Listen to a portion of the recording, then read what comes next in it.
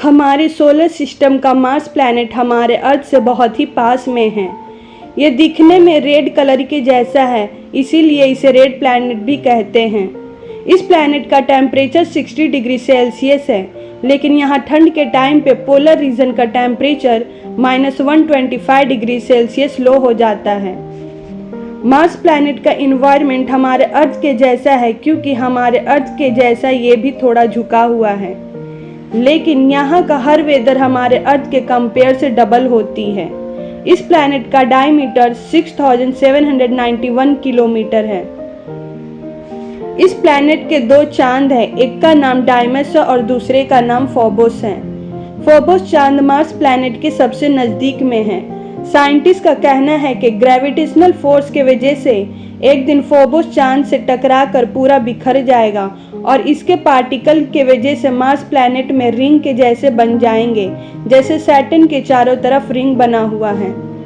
सूरज इस प्लैनेट से 1410 million mile की दूरी पे है। मार्स प्लैनेट का जितना भी मिशन चलाया गया था, उसमें से 1/3 मिशन ही सिर्फ सक्सेसफुल हो पाया। मार्स प्लैनेट को रेड प्लैनेट इसलिए कहते हैं क्योंकि इसका सरफेस रेड है। क्या आपको पता है कि ये प्लैनेट रेड क्यों है? इसकी सबसे बड़ी वजह यह है कि इसकी सरफेस पे बहुत ज़्यादा अमाउंट में आयरन ऑक्साइड अवेलेबल है। इसी की वजह से ये मार्स प्लैनेट रेड दिखता है। इस प्लैनेट पे टेम्परेचर वेदर के बेस पे चेंज होते रहते हैं। यहाँ पे पूरा टाइम -140 डिग्री सेल्सियस से लेकर 70.7 डिग्री सेल्सियस के अंदर रहता है। यहाँ का वेदर समटाइम्स बहुत ही ज़्यादा डरावना हो जाता है। यहाँ पे धूल और हवा की डरा देने वाली तूफान आती है। ये तूफान बहुत ही ज़्यादा डेंजरस होते हैं। अंदाज़ा आप इससे लगा सकते हैं कि जब 2001 में धूल की एक बहुत ही डेंजर तूफान आई थी, उसके वजह से पूरा प्लैनेट धूल से कवर हो गया था। जब ये प्लैनेट सूरज के नज़दीक जाता है तो और ऐसे तूफान ज़्यादा बढ़ जाते हैं। चलिए अब हम जानते हैं कि मार्स प्लैनेट पे ग्रेविटेशनल फोर्स मौजूद है या नहीं। हाँ, यहाँ पे ग्रेविटेशनल फोर्स मौजूद है, लेकिन कम मास के वजह से इसका ग्रेविटेशनल फोर्स हमारे अर्थ के कंपेयर से बहुत ही कम है। अगर किसी इंसान का वेट अर्थ पे 46 किलो का है तो मार्स प्लैनेट पे उसका वेट 17.5 किलो का होगा। आप सबके माइंड में क्वेश्चन आता होगा कि क्या मार्स पे ऑक्सीजन है? हाँ, ऑक्सीजन है, लेकिन हमारे अर्थ के कंपेयर से बहुत ही कम है। यहाँ पे ऑक्सीजन, आप इस प्लैनेट पे विदाउट स्पेस कॉस्ट्यूम के नहीं जा सकते हैं। अगर ऐसे ही गए तो आपकी जान भी जा सकती है। यहाँ का टेम्परेचर बहुत ही कम होता है, क्योंकि हमारे अर्थ के कंपेयर से ये प्लैनेट सूरज से बहुत ही ज़्यादा दूर में है। यहाँ पे ग्रेविटेशनल फोर्स हमारे अर्थ के कंपेयर से 1/3 है। इसका मतलब ये हुआ कि ग्रेविटेशनल फोर्स कम होने के वजह से वहाँ पे चीज़ें अर्थ के कंपेयर से 3 टाइम जंप कर सकती है। जब माराइनर 9 सैटेलाइट को 30 में 1971 को लॉन्च किया गया था और ये सैटेलाइट 13 नवंबर 1971 को मार्स पे पहुंचा था।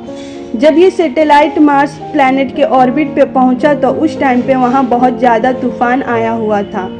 साइंटिस्ट के अकॉर्डिंग ये तूफान ऐसा था जिसे पहली बार देखा गया था।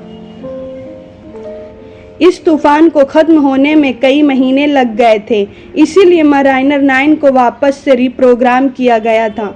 उसके बाद ये वहाँ से फ़ोटो क्लिक किया। ये सैटेलाइट मार्स प्लैनेट की ऑर्बिट का 100% मैप रेडी करने में सक्सेसफुल हुआ था।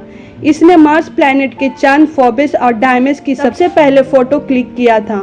ये सैटेलाइट मार्स प्लैनेट पे 349 डेज तक रहा था और इसने टोटल 7329 फ़ोटो क्लिक किया था। इस फोटो में पानी के सोर्स और वोल्केनो इरप्शन दिखाई दिए हैं और यहाँ पे पानी और हवा से मिलकर बनने वाली जंग की भी निशान देखने को मिले हैं। मार्स प्लैनेट पे अभी तक सबसे बड़ा वोल्केनो इरप्शन देखने को मिला है, जिसका ओलंपस मॉन्स नाम रखा गया है। इस वोल्केनो इरप्शन का शेप 27 किलोमीटर की हाइट में ऊंचा है और 600 किलोमीटर इसका विड्थ है। क्या आपको पता है कि मार्च मंथ का नाम मार्च से लिया गया है? इस प्लैनेट से आसमान का कलर दिन में येलो ऑरेंज के जैसा दिखाई देता है। मार्स प्लैनेट पे पानी है, लेकिन ज़्यादा पानी बर्फ के फॉर्म में जमा हुआ है और कुछ क्वांटिटी में भाप के फॉर्म में इन्वायरमेंट में मौजूद हैं। अर्थ और मार्स के बीच में डिस्टेंस चेंज होते रहती है क्योंकि ऑर्बिट राउंड नहीं है बल्कि ओवल शेप में है, इसीलिए इसकी ऑर्बिट चेंज होते रहती है। जल नासा JPL के मार्स ऑर्बिटर ने मार्स की ऑर्बिट पे एलियन देखने का दावा किया है। ये सैटेलाइट पिछले 11 साल से मार्स का चक्कर लगा रहा है। दोस्तों, आपको ये वीडियो अच्छा लगे तो प्लीज़ लाइक और सब्सक्राइब जरूर कर